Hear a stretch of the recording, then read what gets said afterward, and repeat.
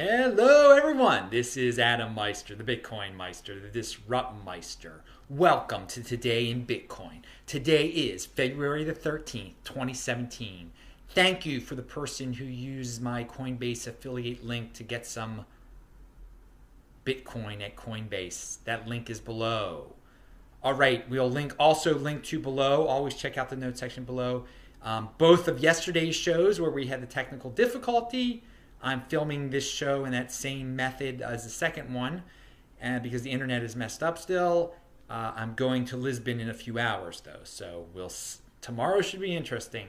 And yeah, I'll link to Saturday's show and also This Week in Bitcoin, and the Carlo Vicari Ethereum Classic links are below. Please check them out if you guys haven't watched those shows yet. They're good shows. So I get the KC Research free email newsletter. They email you a lot when you sign up for the Doug Casey research list. They email you like twice a day.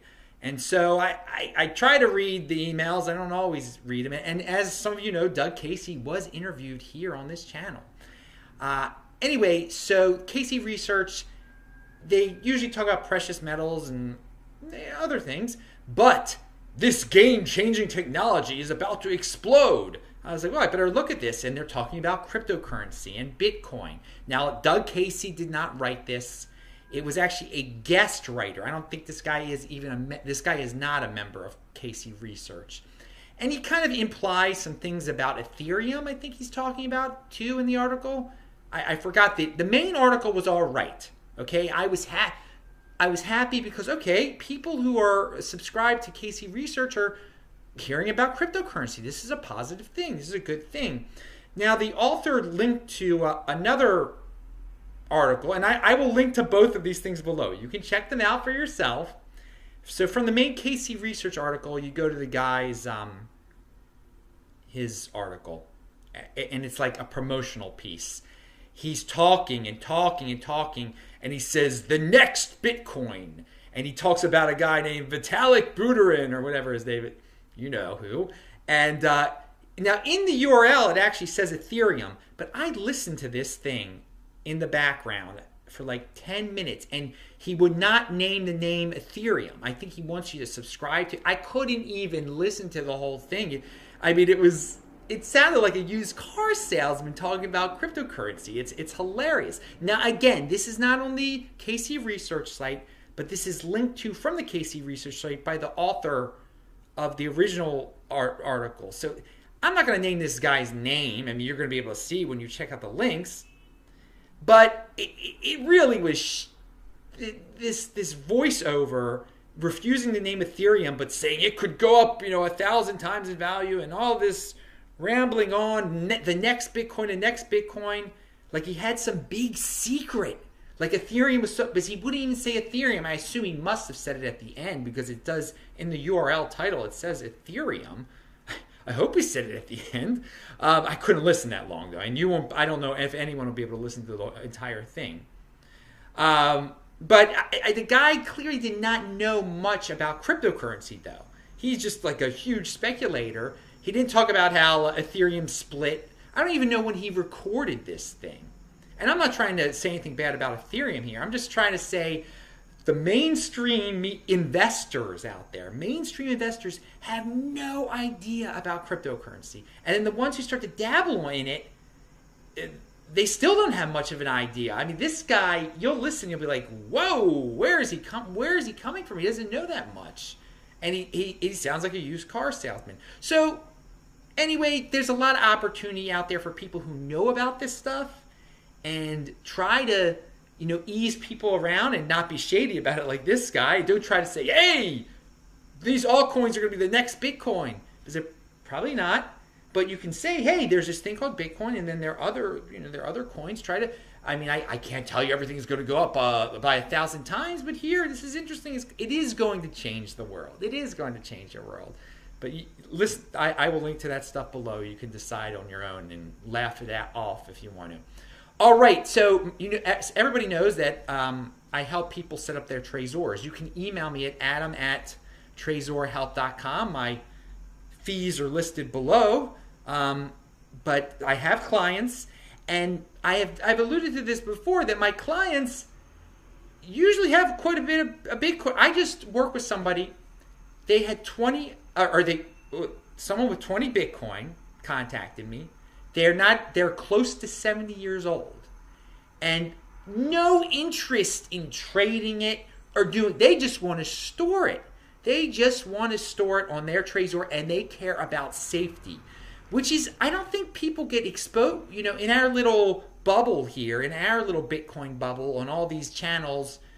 We talk about trading and young guys doing altcoins and flipping and not getting into these cloud mining debacles. This person was just slow and steady, buy and hold.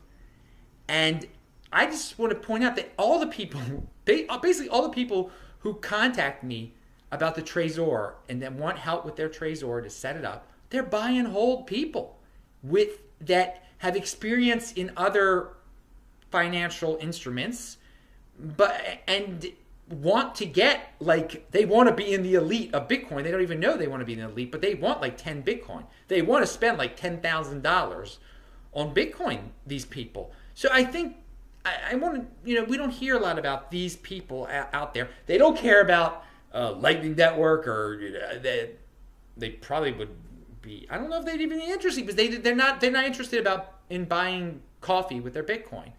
So there's a little insight into who these people are. Again, this person is close to 70 years old with 20 Bitcoin, and they just got it from Coinbase, and they're not technologically skilled people here at all, but they want to save. All right, Tone Vays recently reminded in a tweet, and I will link to that tweet below, about, and we've talked about this, cash bans might be on the way in the European Union. Now, I'm not saying this is happening anytime soon, but this is the type of thing. It's a real fundamental change. This is not like China going back and forth, banning, not banning Bitcoin, and whatever, the rumors. If this really happened, if the EU starts to get rid of some more of these smaller cash bills, in fact, if they just totally ban cash, that's huge, because the EU is a modern, wealthy area where people have easy access to the web. They're knowledgeable in technology. It's not like India, where everyone's very, very, many people are super duper duper poor. They don't have access to technology, and it's not modern, most of it. So if people in such an area that is modern and technologically sound, like the European Union, if they all of a sudden did not have cash, they figure out a way darn quick to get Bitcoin, okay? It would be on their radar immediately, because it's already on their radar with Cyprus and Greece. I mean, the different parts are already familiar with Bitcoin, but it would be to a whole new level. So yeah, that's a fundamental change in the global monetary system if that happened, and that could really help Bitcoin.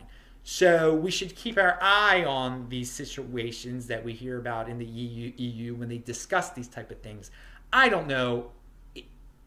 It might happen. I don't know if it's going to happen before 2020 or not. I'm not one of those guys, when some people talk about it, they're like, it's going to happen so soon. Prepare. End of the world. EU. No. Bureaucracies take a long time sometimes. They're very inefficient also. And people really might protest a lot, like they're getting their cash taken away. I mean, I'd be quite unhappy. I wouldn't just be like, oh, well, I'll just go to Bitcoin. I mean, maybe I would. But most people out there, even though they're technologically sound, they're not going to be like that. They're going to be like, I want my cash. What the heck are you trying to do to me here? Keep an eye on it. All right, traditional Bitcoin media. I know that. What I mean by that is like the CoinDesk. There's some sites that, you Google news Bitcoin, you'll get the usual sites. And it seems like so many of these sites, and I don't mean to diss the authors, the guys writing there, and I don't know any of them personally, but it seems like a lot of the times they just cut and paste press releases, and that's not really news, and that's not really, there's not that much. I mean, some articles are good. It's disappointing. It's disappointing that the print, and the way that they, Tone has actually alluded to the ways that they get paid that's they have to make clickbaity sounding titles so people click, and that's how the authors get paid, by how many clicks they get. So that model isn't really good for conveying real news and analysis. It's good for like having titles that say $250,000 Bitcoin on the way or something. So I don't know what to say. I'd say, pay attention more to the videos that are out there. Like the channels, like this channel here. I think they're a lot more fun than just reading some of these press releases is what it ends up being. And it's not just the Bitcoin media that just reprints press releases. Obviously, the traditional media too. But you'd expect more from the Bitcoin media. I don't know. That's just a critique. Watch the videos. The videos are the YouTube channels are better than the written Bitcoin stuff on these whatever sites.